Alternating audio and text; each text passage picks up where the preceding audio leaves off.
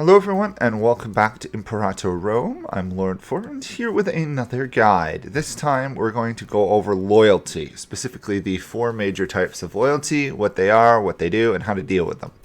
So let's start with the easiest one to go over quickly, subject loyalty. So I am this country here. I've got plenty of subjects. If we go to them and then we click towards us, it tells us what they do, but it doesn't tell us how loyal they are. It's only when we go to our page and look at the relations with them. You'll see quite a few of them are not loyal to us. Some are, some aren't. That is determined mainly by their opinion of us and, well, there's other factors involved, but basically it depends on how much they like us and, how worn out, exhausted we've made them in the wars, etc. So the easiest way to manage this relationship is setting specific policies and taking innovations. So if we look at the diplomacy stances and you hover over them to see what they do, you'll see the appeasing stance gives 10 opinion of others within diplomatic range. It also makes it easier to improve relations. Both are very good for that. The mercantile stance gives plus 20 for those within diplomatic range, plus 30 if they also have the same stance. Bellicose costs you diplomatic ones. And domineering improves the opinion of your subjects by 20 and increases the loyalty of them by 10 as well. So if you have a large amount of subjects, like I do, it's not a bad idea to use the domineering stance to keep them loyal. If they're loyal, they'll join you in wars, send troops, etc. If they're not, they're going to ignore you. For example, some of these ones that have no loyalty, if I'm attacked, they'll probably defend me, but they won't help me in an offensive war, say versus Carthage. You'll see most of them are disloyal. So if I wanted to use them versus Carthage, I'd have to improve relations with them and in general increase their opinion. The other way to do that is to go to oratory. And basically the whole left tree here is for your subjects to some degree. There are some other ones scattered throughout it.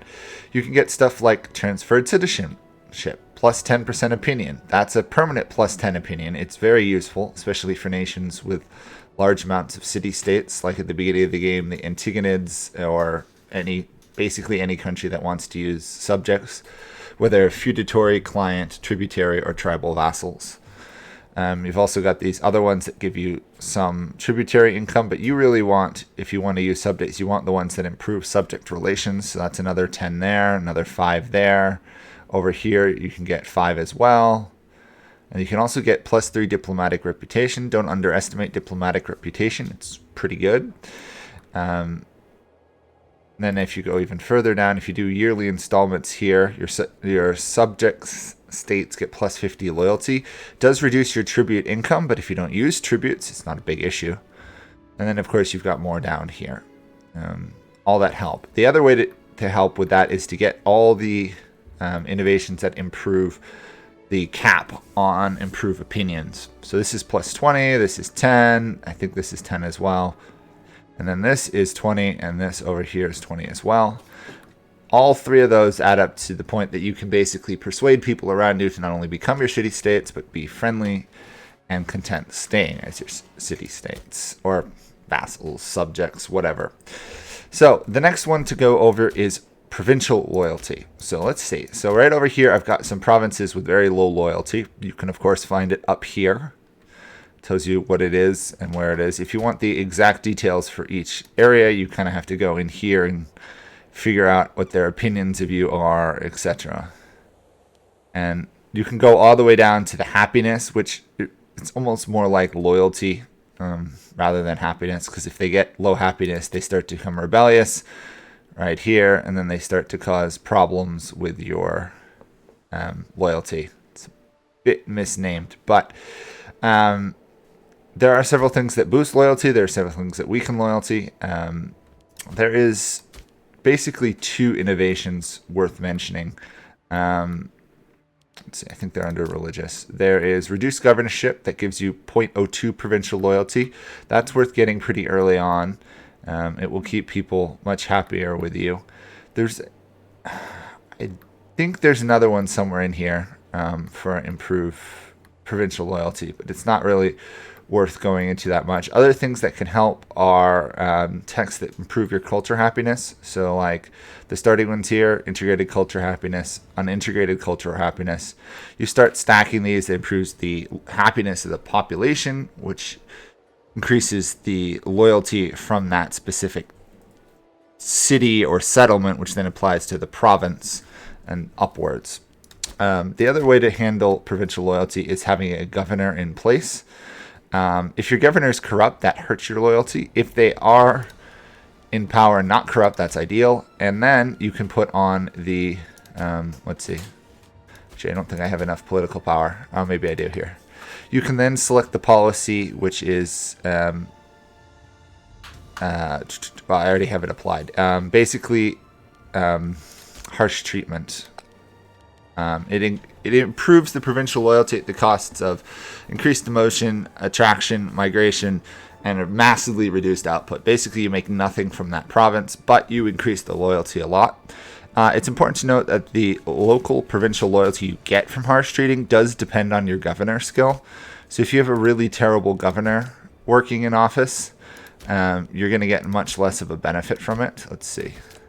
This guy's got 10, so when he does this, he gets 33, whereas this guy up here is 8, and so when he does it, he gets 27. So this is where the finesse skill comes into play. If you've got high finesse governors and you want to control provinces that are not loyal, you want to stick them in those provinces and do the harsh treatment. So the other way, obviously, to make those provinces loyal is to convert them to your religion and their culture. I find doing religion first, then culture is the way to go. It's much easier to convert religiously, I find.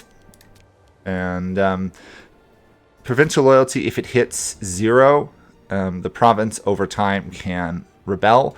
If it rebels and there's other disloyal provinces around it, it can spread, and so you can face a large uprising or multiple rebellions. I haven't found them too hard to squash. Usually they are weak when they start out, but if you leave them alone long enough, they get pretty powerful. Okay, that's 2 of the loyalties down. The next one we'll go over quickly is armies, and then we'll talk about personal loyalty, which I'm pretty sure is why most of you guys have come here. So loyalty of generals. So this is kind of related to personal loyalty because it is personal loyalty, but it deserves special mention because of how Legion commanders particularly get additional loyalty or lose it. So the commander of a Legion has, of course, your standard personal loyalty, which is there, and you can see all the bonuses. However, the commanded cohort one will slowly shift over time in battles as the Legion becomes loyal to its commander, which is this guy. His loyalty will go down and there'll be a little modifier that says command loyal cohorts, and that applies to every character that leads an army.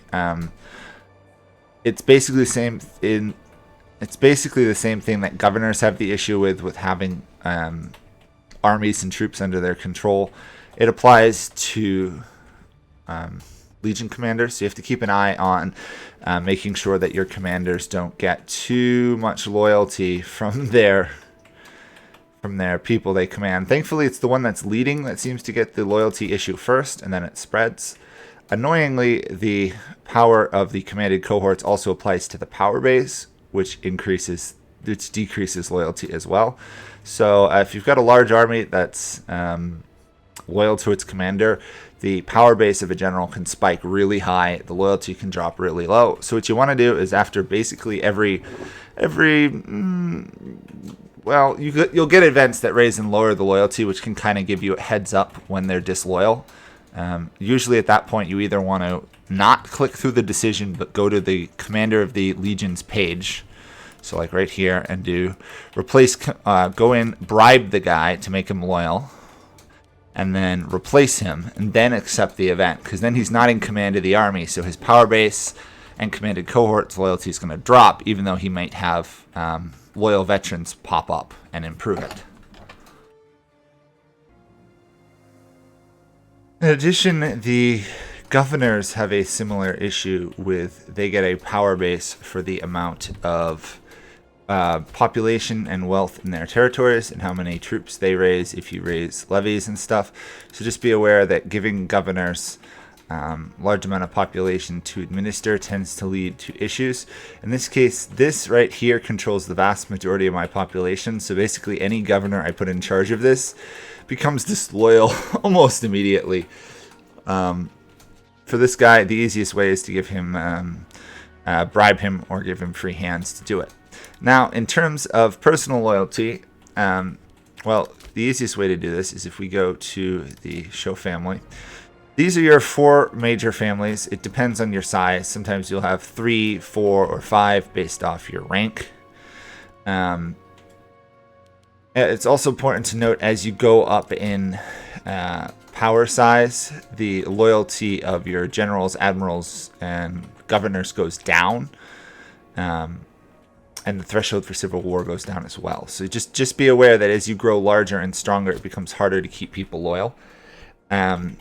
So if we go back to the family page, so over here is you've got heads of families tucked away. Usually, it's not showing them. Usually they are over here. Yes, so the heads of families are on this side, and they have a power base based off their wealth.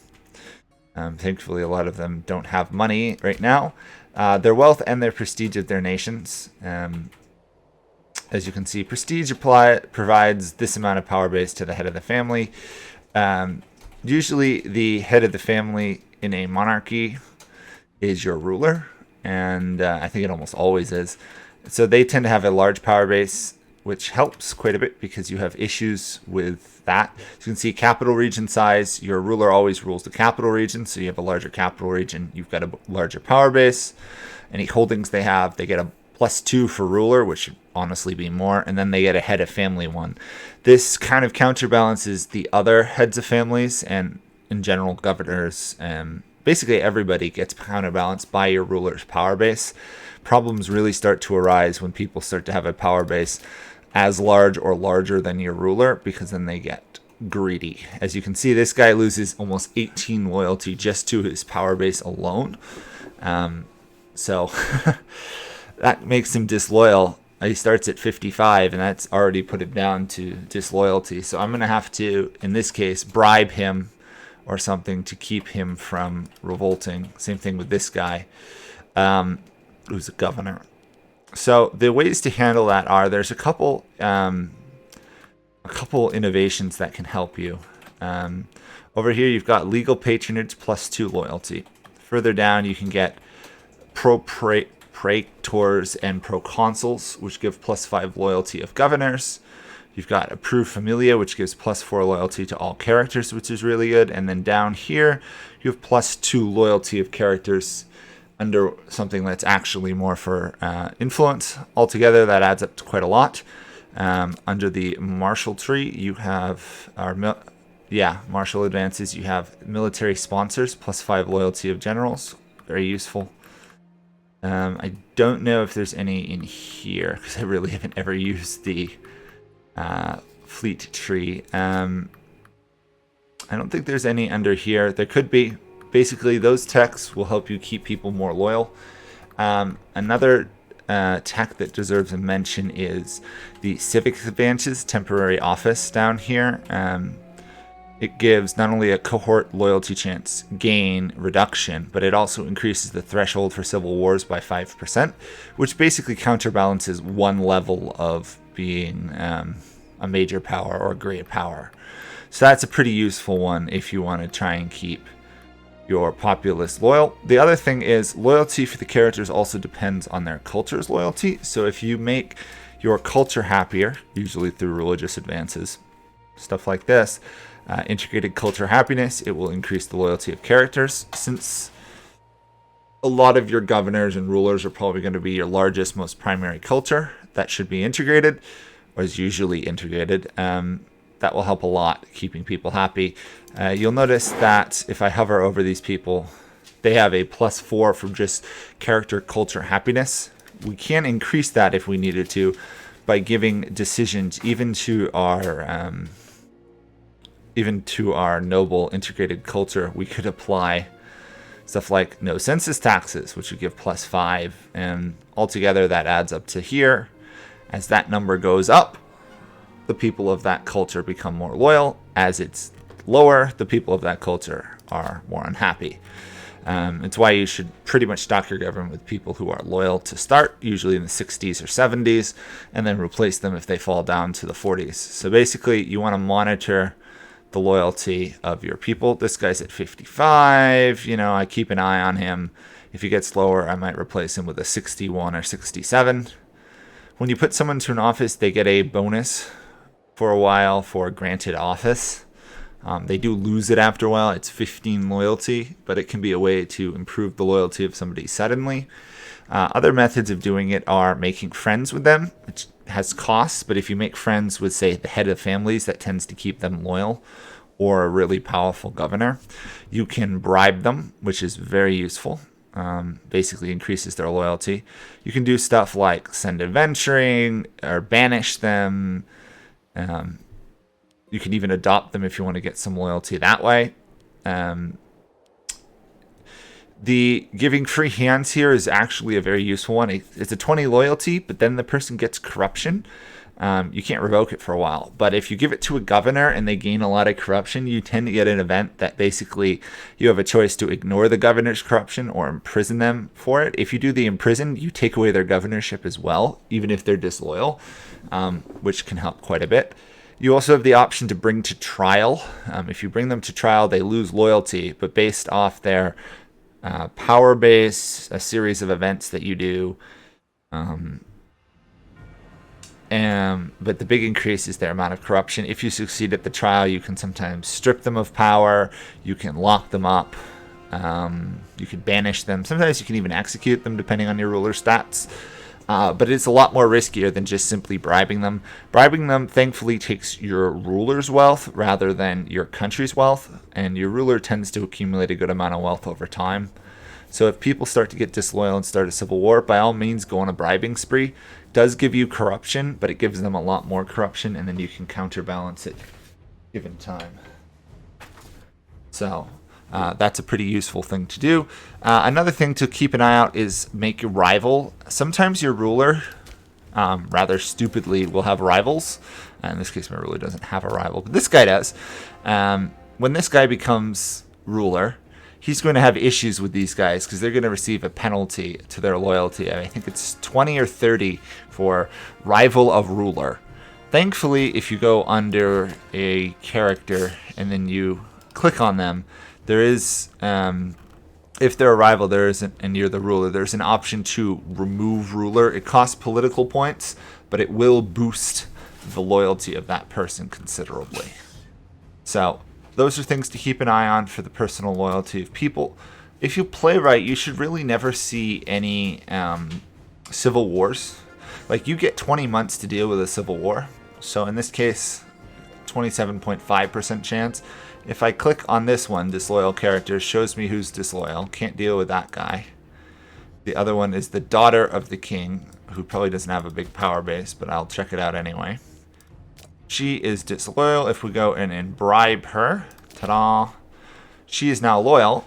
And more importantly, her loyalty has decreased the risk of people revolting under the, in this case, the 20% cap for a civil war. And now I have time, if I wanted to deal with this governor guy by either giving him free hands, making him corrupt, or bribing him later on. But he's honest, so we can't actually bribe him. Which, honestly, honest and just people are the worst people to put in office, because then you can't use bribery and stuff. It's funny that a little bit of bribery makes the government go around. You see it in a lot of countries. Rewards, loyalty, prevent them from revolting, and once they are loyal, and you can, which be aware, if you do free hands, you've got to keep an eye on them. But see this guy here, he's now loyal. I'm going to immediately go in and replace him. Ta-da! She's more loyal. The guy who was the former governor is actually not disloyal at the moment, but he will have now received a penalty for me kicking him out of office, basically. it's kind of the way it goes.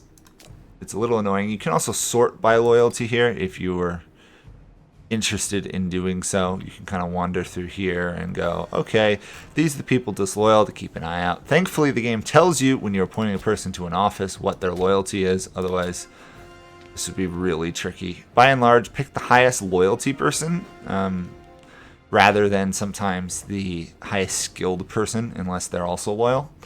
Be aware, though, and this is something I should have mentioned when I was talking about the families.